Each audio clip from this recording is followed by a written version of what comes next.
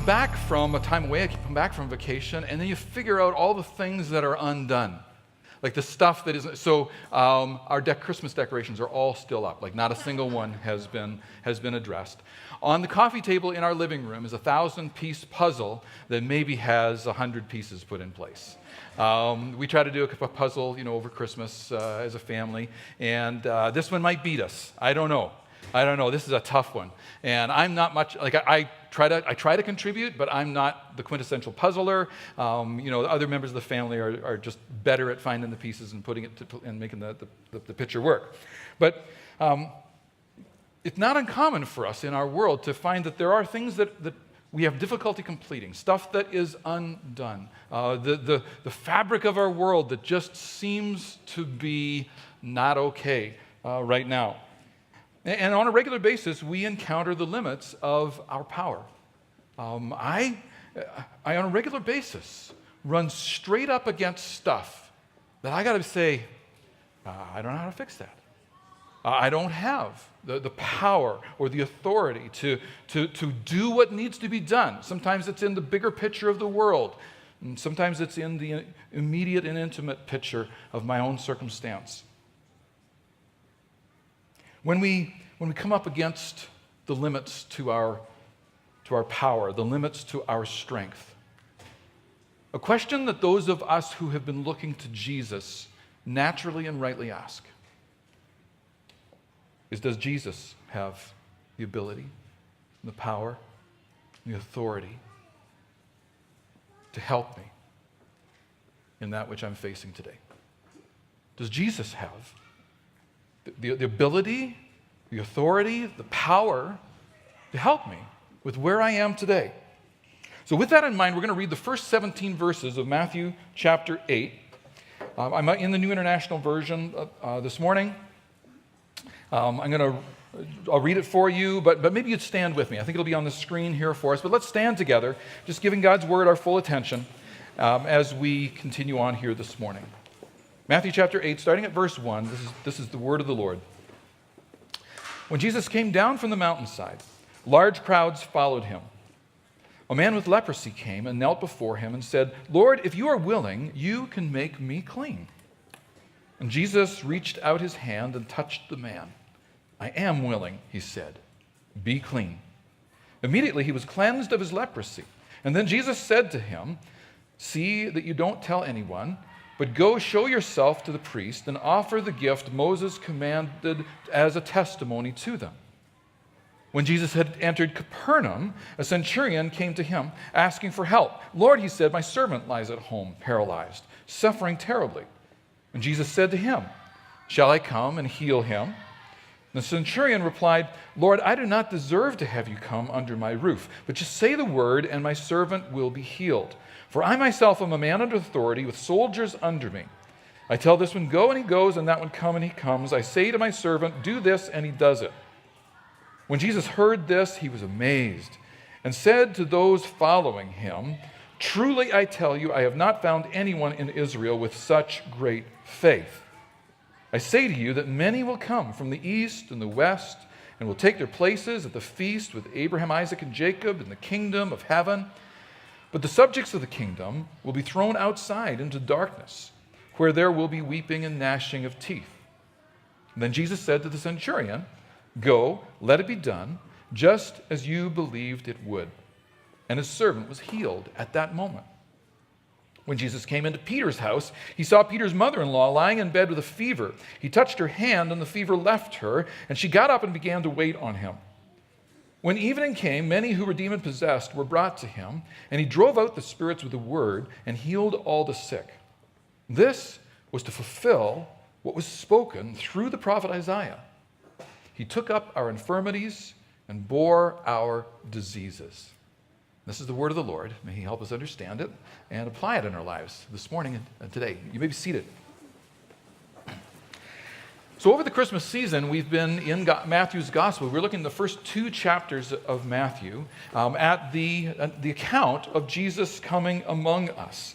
And in that, we hear predominantly Matthew's voice as he narrates for us and tells us about what took place. And that's true then in Matthew chapter 3 and 4 as well. We looked at that kind of early, end of September, October. Matthew's narrating what took place. And then just before Christmas, we spent a few weeks looking at what's come to be called the Sermon on the Mount, Matthew chapter 5 through 7. There we get the privilege of hearing Jesus' voice directly as Matthew recounts the sermons that Jesus preached and brings them together for us in what has come to be referred to as the Sermon on the Mount. We come to Matthew 8, and we're back into the voice of the narrator again. We're back into hearing Matthew recount for us the events and the circumstances that he had observed himself and that he had gathered together for our benefit. Now, Matthew has designed in this for us. It's intentional. There are threads in his writing that remind us of several things, and we're going to follow these threads as we continue in our journey through the Gospel of Matthew. So one of those threads is that there's a parallel that Matthew wants us to see between the person of Jesus, the coming of Jesus, and Moses. He's referring to Moses, the great prophet. Israel would consider him to be the greatest prophet. He wrote the first 5 books of the Old Testament, the Pentateuch, or it was certainly significant contribution to the first 5 books of the Old Testament. We refer to it as the Pentateuch, Genesis, Exodus, Leviticus, Numbers, Deuteronomy. Matthew's drawn the parallel between Moses in order that we would begin to recognize that Jesus has come from the Father, like Moses did. He is speaking the words of the Father, like Moses did. He brings some fulfillment to those words of the Father. That's more than Moses brought.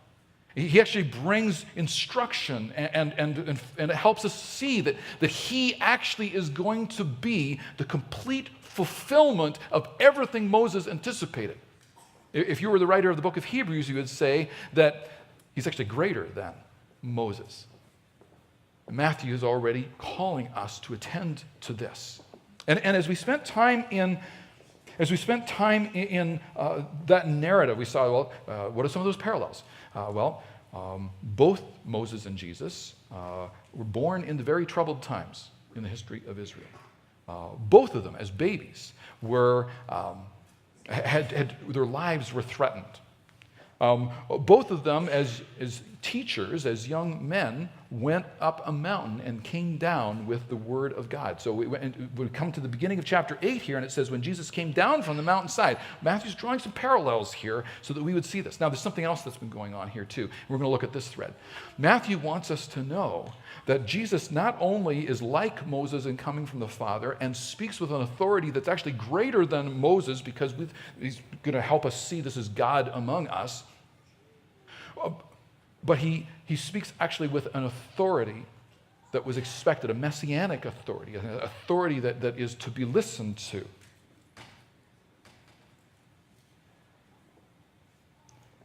He says in chapter 7, verse 28, when Jesus had finished saying these things, so that's referring to the Sermon on the Mount, the crowds were amazed at his teaching because he taught as one who had authority and not as their teachers of the law.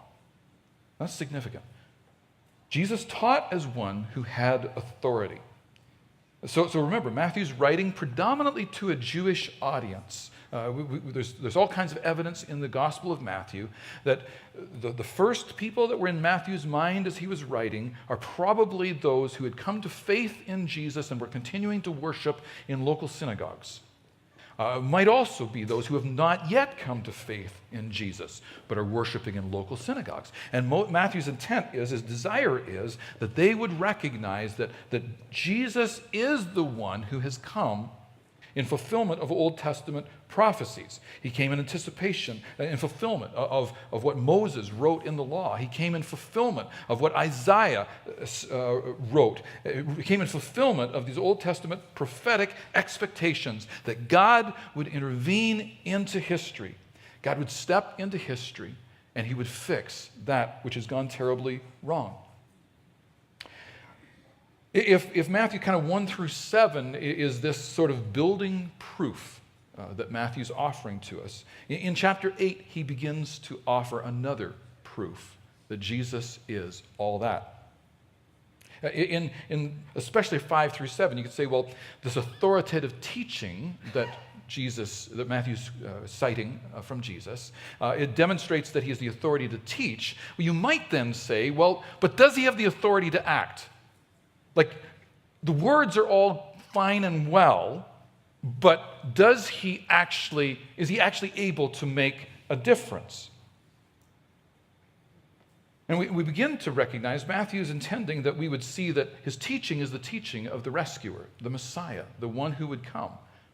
So too are his actions. He acts in the way that the Old Testament anticipated the Messiah would act. He does things that was anticipated that the Messiah would do. Jesus has the authority to cleanse. If you're following along in your sermon notes, you can pull them out and kind of make some notes as we go along. But the first two accounts here, the first two healing accounts that we read, are healing accounts about cleansing. About cleansing. And Matthew's beginning to kind of build this case. And so the first person that he brings to the fore, if this was a trial, and we were saying, give us the evidence of who this man is, the first person he brings is this man who has leprosy. Now, as modern readers, we read through that gospel, and we immediately go to medical stuff, don't we? Right? It's like, well, what was a leprosy, and how did that healing take place, and what were the medical circumstances that were around all of this? The ancients in the time of Jesus were certainly concerned. They recognized that this was a medical problem, though they had very, very limited medical knowledge. But they also saw this as something more significant. They saw this as evidence of not just a terrible medical condition, but a terrible spiritual condition. Because skin issues, whether it was ringworm or psoriasis, or this might be Hansen's disease, which was a disease that causes you to lose your sense of feeling. The nerves become dead, and especially in that society, then the person became susceptible to all kinds of injury, didn't know they were injured, infection comes, ultimately it's fatal. Any kind of skin issue was deemed in the law of Moses to result in a person being unclean. They were to be quarantined. Now, they would never use the word quarantine, but they were to be quarantined. They were to be isolated from the rest of society. Because not only was it a medical concern, but it was a spiritual concern. It was a visible, physical evidence of how utterly destructive sin is in our lives. It's a wasting away of who we are intended to be as human beings. And it became a profound picture. They were declared unclean. The Roman centurion is the second sort of character that Matthew brings to the witness stand for us. Now, this is a man who would be a commander of a company of 80 soldiers, 10 tents of 8 soldiers each. He was a Gentile, probably a Syrian. And he was considered by Jewish expectation, by the Old Testament law, to be unclean. Jews were considered, or were called by God to be a light on a hill. They were to be a witness to a dark world that has fallen away from God and fallen into sin. And those who were called to be part of the community of Israel were supposed to call back the nations to the world. Well, until someone came and confessed their faith in Yahweh, Most High God, they were unclean. They were other. They were ostracized. There was a clear demarcation between them and us. And so what we have here is not only a Gentile who's living in Israel, but we also have one who is a commander of the Roman forces which have been oppressing and abusing the people. Okay, so in both of these cases, we have individuals who are despised. Now, I get this. From our modern perspective, we say, that's just bad. Like, that's just wrong. Okay, we'll talk about that in just a minute. In both of these cases, we have individuals who were despised because of their life circumstance. And we have individuals who were feared because of their life circumstances. The soldier represented the power of Rome. His sword could be vicious, and often was. And so the people cowered under a fear that Rome brought. A leper, nobody wants this, right? I mean, none of us want illness at the best of times, but nobody wanted this. To be isolated from your family, sent away. If you were declared to have leprosy, you were required to stay at least 6 feet away from anyone else. Further, if you were upwind. You were required to wear dirty, torn clothes and to keep your hair disheveled so that it would be obvious to those around that person's unclean. Stay clear. It inspired fear. You don't want this. You don't want the isolation. You don't want the ostracization. You don't want the illness. But it's also this picture of how vile sin is and what it does to the human condition. Don't want that. Keep it away. That was the requirement. We're inclined, when we hear some of those accounts, I think, as modern thinkers, to maybe want to stand in judgment against a culture that would think that way. Like, how could they think that way? Don't they know? Well, the fact was there were limits to what they knew. And the fact was that God was painting some very graphic pictures for humanity, for us to be able to comprehend how vile sin is. But what Matthew actually calls for us to do here is, rather than standing in judgment on a culture that we can't ever really fully understand, is actually to stand and marvel. It's to stand and marvel at how gracious and compassionate God is as Jesus shows up in this situation and circumstance. Jesus had the authority to cleanse. He had the authority to address that which was unclean. In fact, it says here that he touched the leper. Nobody does that. Nobody would touch someone who is leprous. If you did, you were declared to be unclean. Until you went through a purification process and demonstrated to the priest that you actually were not diseased, you were declared to be unclean. Nobody touched a leper. Jesus touched the leper. But rather than being contaminated by the leper's illness, the leper is actually washed and declared to be clean by Jesus. You see, this isn't just a story about someone's physical condition being addressed by Jesus. This is actually an account of the reversal of the curse of sin. One of the signs of the Messiah was that he would address this fundamental problem that has plagued humanity since the Garden of Eden. This utter undoing of the fabric of God's universe that must be addressed, and Jesus is the one who has come to address it. This is a reversal of the curse of sin. And so when I've come to the limit of my power and strength, I come and say, well, does Jesus have the ability and the power and the authority to help me? And the answer is that he has the power and the authority to actually deal with your greatest problem. Your greatest problem is not the diagnosis that the doctor gave you or the pink slip that you got from work. Like, your greatest problem is not the circumstances that we've seen around us, the political unrest, or any of these things. Those are all symptoms of a far greater problem. And that far greater problem is that sin has utterly undone our world, and Jesus has the power and the authority to cleanse, to wash clean, to no longer be declared guilty of my sin before God, but to actually be declared to be clean, to be right, to be whole. Matthew's demonstrating that Jesus has the authority to cleanse.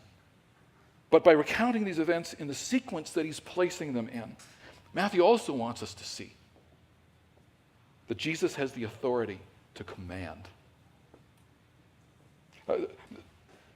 To the leper, Jesus said, I am willing, be clean.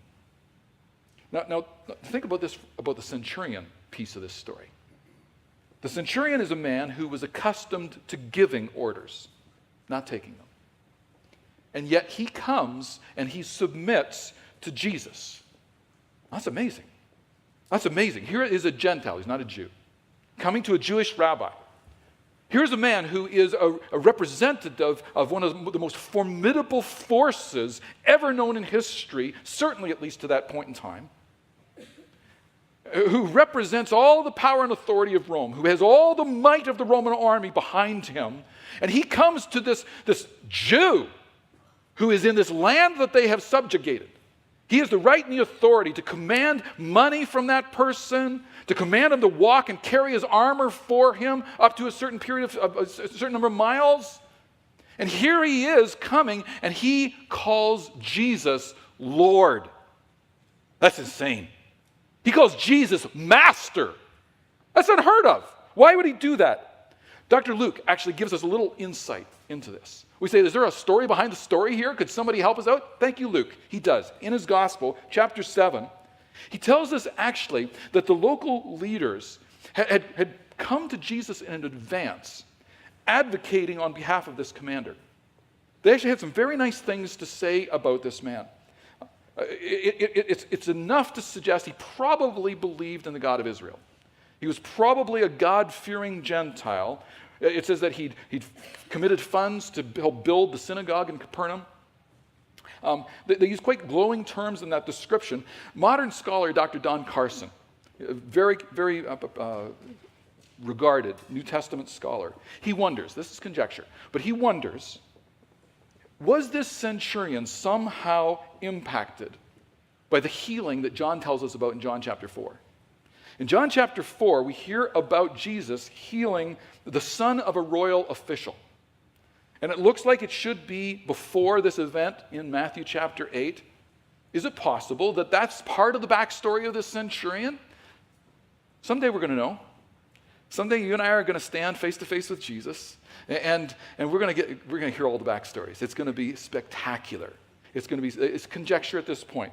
But perhaps that was part of the story. Perhaps there was something that had brought Jesus onto the radar of this Roman centurion. Perhaps there was circumstances and who it was he heard through and how it was that it came to be and what was it that brought him to the place where he would listen to what Jesus says about this guy. Like, this is insane. This is amazing what he says. This army commander, he brings this request to Jesus in the very same way that the leprous man brought the request to Jesus. He began with a word of submission. I submit to you, Jesus. And then he continues with a statement of belief. I believe you can. And then he proceeds with a request. There's an ask. The leper says, are you willing? Let me just read the actual language for you here. Chapter 8, verse 2, a man with leprosy came and knelt before him and said, Lord, if you are willing, you can make me clean. Verse 6, listen to the commander. Lord, there's that word again, master, he said. Same word that the leper used. My servant lies at home paralyzed, suffering terribly. Lord, he says it again, I do not deserve to have you come under my roof. Where does a Roman centurion get this kind of humility? Like, where does this come from? But just say the word. I'm believing that you have the strength. So he comes in submission. He believes. Just say the word. There's an extraordinary confidence going on here that you can. And my servant will be healed. We jump down to verse 13. Then Jesus said to the centurion, go, let it be done just as you believed it would. And his servant was healed at that moment. They've come with a humility before Jesus, each of them needing to be cleansed. One of physical illness, the other of a spiritual illness, both of them ultimately a spiritual illness, but they come needing to be cleansed, submitting themselves under Jesus, articulating, I believe. It is possible. You have the power. You have the authority to address the greatest concerns that I have. Manifest in the physical realm, but ultimately grounded in the spiritual realm. And then they both lay themselves before his will. Now, you don't hear these words, but we see it in the text. Not my will, but yours be done. I'm prepared. If the leper says it overtly, if you are willing. And Jesus says, I am. This is extraordinary. Matthew actually recounts Jesus' words as much. Jesus was amazed, it says. Only twice in Scriptures that it says Jesus was amazed. He was gobsmacked at what took place here. I have not found anyone in Israel with such great faith. Here's a Gentile soldier demonstrating great faith. Now, we talked about some of the threads that Matthew is weaving through his gospel. Here's another one. The Jewish Messiah who came to ancient Israel as part of the fulfillment of Jewish prophecies had come also for the non-Jewish world. He'd come also for the non-Jewish world. This is the second time in Matthew's gospel that we see Gentiles coming with faith. We saw the wise men, the Magi, coming in the Christmas narrative. Here we have a Roman centurion coming. Now we're going to talk about this idea of faith over the next few weeks. Well, we need to understand this better. Here this man's described as having great faith. We're going to encounter some other descriptions. Little faith, the reality of no faith. Can't go into that this morning. Next week after. But here Matthew, he's recounting what he saw and what he experienced of Jesus. And what he saw and what he experienced was that Jesus spoke with the authority of the Messiah. Everything that was anticipated. And he's acting with the authority of the Messiah. The authority to cleanse. The authority to command. And as we continue through this narrative, we realize then verse 14, it's a comprehensive authority. Let me read it again for you. Verse 14. When Jesus came into Peter's house, he saw Peter's mother-in-law lying in bed with a fever. He touched her hand, and the fever left her. And she got up and began to wait on him. Now, I might have thought that he'd already had a rather busy day in Capernaum. You know, these people coming to him, healing individuals like this. Maybe he was coming home, so Jesus was... It seems that Peter's house had come to be the center from which Jesus was ministering in that region, in the Galilee region. Capernaum is on the shore of the Sea of Galilee. You can actually go there today and see excavations of what they're pretty sure was Peter's home. Like, it's pretty cool. First few centuries, a early church was built in that space. House church becomes bigger church. I don't know, octagonal structure, and that structure's been excavated. You can actually go and walk through it now. It's a very, very cool experience. So he comes home, maybe ready to put his feet up, watch the news, check the sports stats. But no, Peter's mom's there. Generational families would live together. She's ill.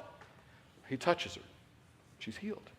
We can consider her to be a disciple, right? I mean, she gets up and waits on Jesus. She gets up and serves Jesus. I don't think it's a stretch to call her a disciple. So consider this picture then that Matthew's painting for us. Jesus has come to bring his power and his authority to be at work in those who are outsiders. Okay, the leper who's been cast away. The Roman centurion who was never part of the inside group to start with. But Jesus is visiting him and welcoming him in. And now here we have the place he's staying, Peter's mom, for the disciples. So this is not just for those who are far off, but it's also for those who are near at hand. Jesus has come with power and authority, and we're going to see that it's for Peter's household. It's for those who are living proximate, those neighbors who are in the region. Let me read it for you, verse 16. When evening came, many who were demon-possessed were brought to him, and he drove out the spirits with a word and healed all the sick. This was to fulfill what was spoken through the prophet Isaiah. He took up our infirmities and bore our diseases. This is fulfillment stuff. This is Jesus at work, demonstrating not only authority to teach, but the authority to act. And there's a remarkable generosity that's being portrayed for us here. Matthew says Jesus drove out the spirits with a word, healed all the sick. And then Matthew's explicit. There's a reason that this is happening. Jesus is fulfilling many prophecies. We've been hearing it through the Christmas narratives. What we saw it in Matthew's early descriptions, chapter 3, 4. Fulfilling prophecies, including this prophecy from Isaiah, which was a prophecy of the Messiah coming as a suffering servant. one who would take up our infirmities and bear our diseases. And we're seeing that the major health crises, that which would be terminal, something like leprosy, the major health crises are under his authority. The major social issues, the separation of humanity based on an ethnic heritage, the social divides are under his authority. And some of the more ordinary things like a fever, demon possession, affliction by a spiritual entity. Easy stuff for Jesus, under his authority. Jesus is the one. So Matthew firstly needs us to see Jesus is the one. He is the rescuer. He is the Messiah. He has come in fulfillment of the prophetic expectation that we have. But you and I then, 2,000 years removed, then perhaps say, well, that was nice for them, but what about now? Does Jesus have the ability, the power, the authority to help me now? When I've come to the limit of my power and my strength, does Jesus have the ability, the power, the authority to help me? Will he help me with the puzzles of my life, the circumstances of my life that just aren't making sense? That in my life which is clearly beyond my capacity. And all of that actually brings us to the Lord's table this morning. You see, friends, we must come to Jesus just in the manner in which the leper came, in the manner in which the Roman centurion came. We come firstly needing to be cleansed. We come to the one who has already addressed our greatest problem, the greatest problem of human existence. All diseases, all brokenness, all of the death struggles of our world are the result of sin invading and infecting God's creation. And Jesus came with the power and the authority to fix this. He declared it on the cross when he said, "It is finished." Thank you, Lord.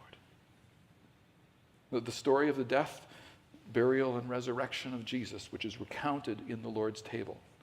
Every time we recount the table, every time we celebrate his body given, his blood poured out, we are telling this story again. It's the story of the one who came with the authority, the power, and the will to fix your greatest problem. Our greatest and first need has been addressed by Jesus. Our need for spiritual healing, our need to be restored to the Father through the work of the Son. It's the first and essential step to seeing the effects of the curse reversed. Physical disease, relational alienation, demonic oppression, these are all the results of the fall of humanity. When humanity unplugged from God, the lights went out. And it's only in being reconnected to the Father through the work of the Son that we can once again see. And so we follow that process of submitting and believing and asking. And coming with a posture of, and whatever it is you have for me, Lord, it's a yes.